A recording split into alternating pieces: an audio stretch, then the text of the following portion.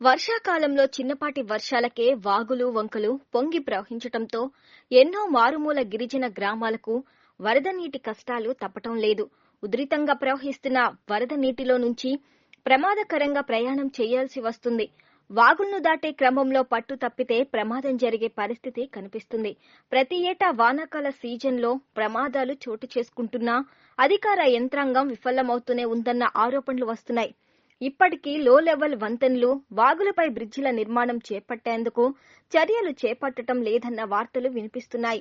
ఇటీవల జిల్లాలో కురిసిన భారీ వర్షాలకు కిలోమీటర్ల మేర రోడ్లు కొట్టుకుపోవడంతో పలు గ్రామాలకు రాకపోకలు నిలిచిపోయాయి.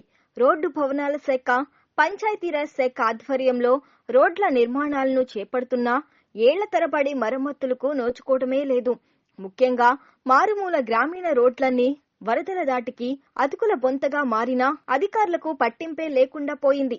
ఏదేమైనా ఆపద వస్తే ప్రయాణం చేయడానికి నరకయాతన పడాల్సి వస్తుంది.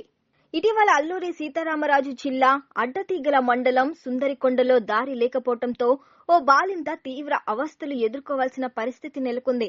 హాస్పిటల్ కు వెళ్లేందుకు దారి లేక ఇబ్బందులు పడాల్సి వచ్చింది.